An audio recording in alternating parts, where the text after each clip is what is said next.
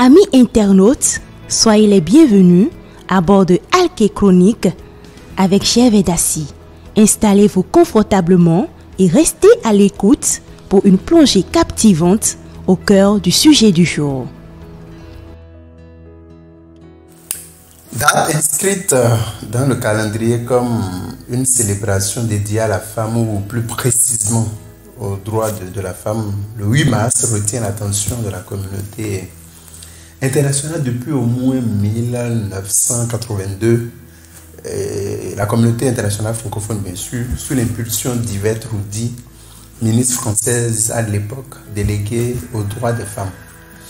Mais avant elle, le 8 mars 1914, les femmes socialistes ont organisé de nombreux événements à Berlin, en particulier pour revendiquer le droit de vote, ce qui marque le début d'une volonté affichée de la gente féminine de se soustraire complètement de la domination que leur impose la société.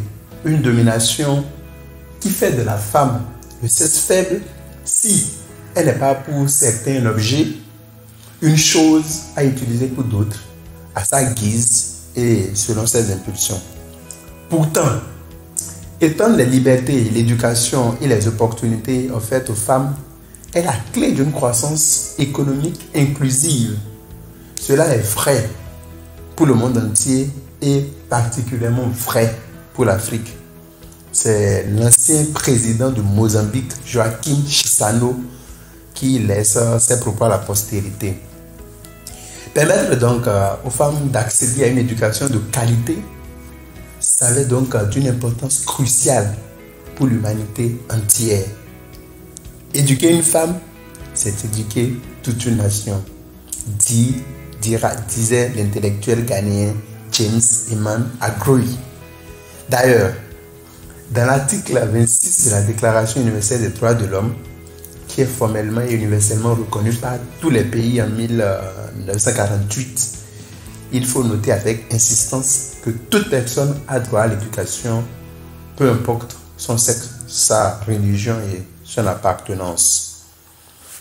Et dans la même veine, l'ancienne First Lady des États-Unis d'Amérique, Michelle Robinson Obama, dans un discours prononcé lors de la Journée internationale des droits des femmes en 2016, un discours intitulé Let Girl Learn, souligne que la capacité à lire, écrire et analyser, la confiance nécessaire pour pouvoir défendre ses droits et exiger justice et égalité, les compétences et les relations qui ouvrent des portes et permettent à chacun de trouver sa place dans la société, tout cela commence par l'éducation.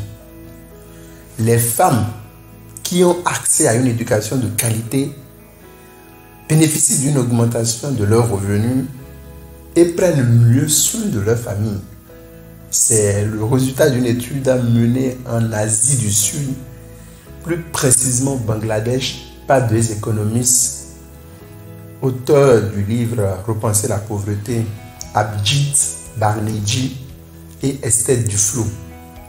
C'est dit donc combien le droit à l'éducation des filles et des femmes doit être un défi commun pour l'humanité entière.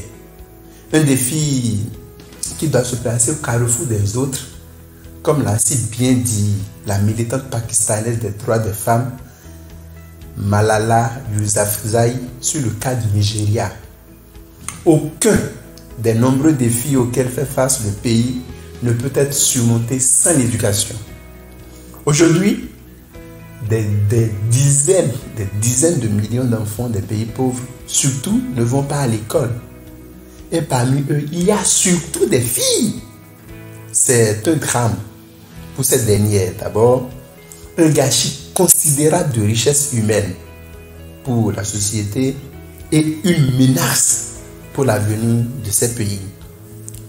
Il est donc temps de remonter la pente et d'agir véritablement sur le terrain pour corriger les inégalités liées à l'éducation.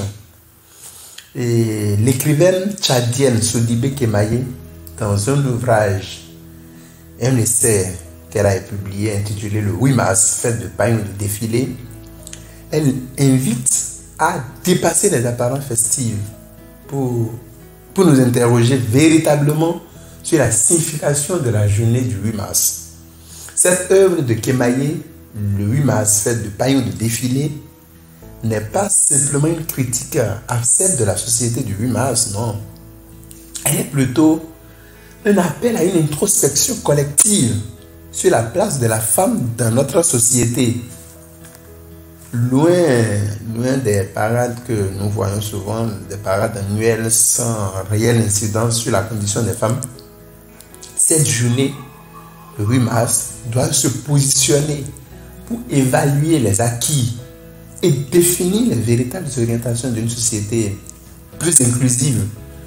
Une société où l'éducation des filles et des femmes est une priorité. Ce n'est qu'à ce prix que l'humanité pourra espérer les retombées tangibles de la célébration du 8 mars. En cette énième journée de célébration, plongeons-nous sur la responsabilité de chacun, que nous soyons hommes ou femmes, dans la promotion de l'égalité des sexes. Interrogeons-nous sur le véritable impact de nos actions en faveur des femmes. Apprenons surtout à dépasser les apparences festives et faisons de l'éducation le pilier fondamental au cœur des actions en faveur de l'émancipation des femmes. Travaillons collectivement à créer une société où la femme n'est pas seulement célébrée un jour par an, mais reconnue et valorisée chaque jour. C'est ainsi que nous pouvons bâtir une société prospère, juste, durable et équitable. Le 8 mars 2024, je souhaite que qu'en cette journée, nous repensons à la priorité au droit de l'éducation pour les filles et les femmes. Merci. Alké Chronique avec Chevet Dassi. Si vous nous aviez écoutés, n'hésitez pas à partager vos impressions avec nous et prenez le rendez-vous chaque semaine avec de nouveaux sujets sur Alké Boulal Media.